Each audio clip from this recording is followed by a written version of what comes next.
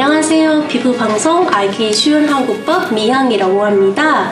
오늘 저와 함께 진행해 주실 손님이 오셨습니다. 권하영 노무사님입니다. 네, 반갑습니다. 반갑습니다. 네, 먼저 자기소개 부탁드리겠습니다. 신짜오.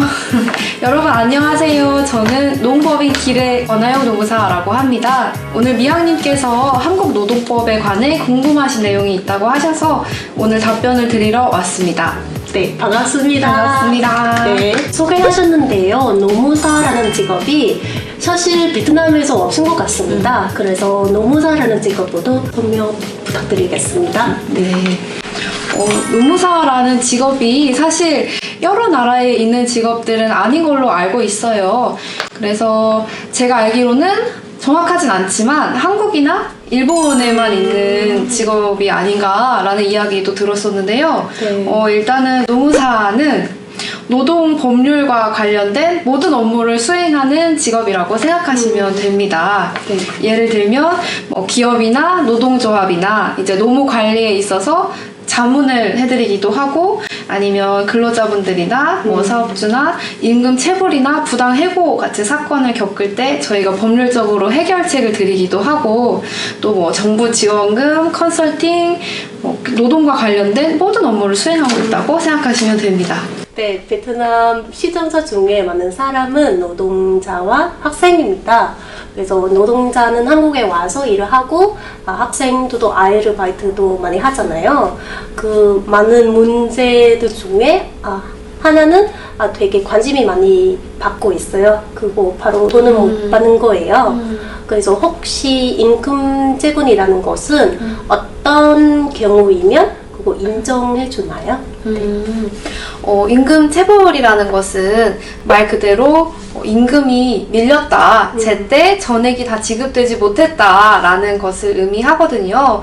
그러다 보니까 우리가 이제 근로계약을 맺을 때 사업주와 근로자가 매월 정해진 날짜에 임금을 지급받기로 약속을 하고 근로를 제공하는 것인데 정해진 날짜에 월급이 지급되지 않았다면 이것은 임금 체불에 해당하고요. 그리고 근로자가 퇴직한 후 14일 이내에 밀린 임금 그리고 퇴직금 여러 가지 모든 임금을 제때 지급하지 않았다면 이것은 임금 체불이라고 보고 있습니다.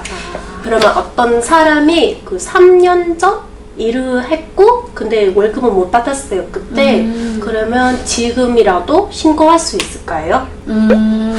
그러면 임금의 소멸시효가 얼마나 되는지가 좀 문제될 것 같은데요. 한국노동법에 따르면 임금 채권은 3년의 소멸시효 안에 행사되지 않으면 소멸된다라는 내용이 있습니다. 그래서 이제 임금의 경우에는 임금 지급일로부터 3년을 기산하고요. 퇴직금은 퇴직일로부터 3년을 기산합니다. 예.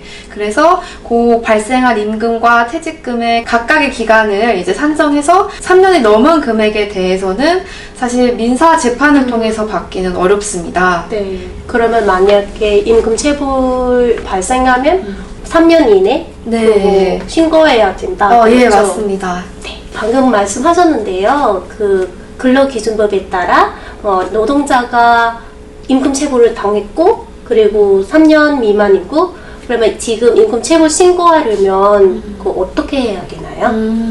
일단은 노동청에 임금 체불 진정을 넣는 방법을 생각해 보실 수 있는데요. 이제 근로자가 근무하는 사업장을 관할하는 노동청이 지역마다 있습니다. 그래서 그 관할 노동청에 이제 팩스라든지 인터넷으로든 아니면 방문으로든 이제 임금 체불 진정을 접수하시면 되겠습니다. 그러면 절차 어떻게 되나요? 임금체불 진정이 접수되면 그 사건을 수사할 근로감독관이 배정이 되게 됩니다.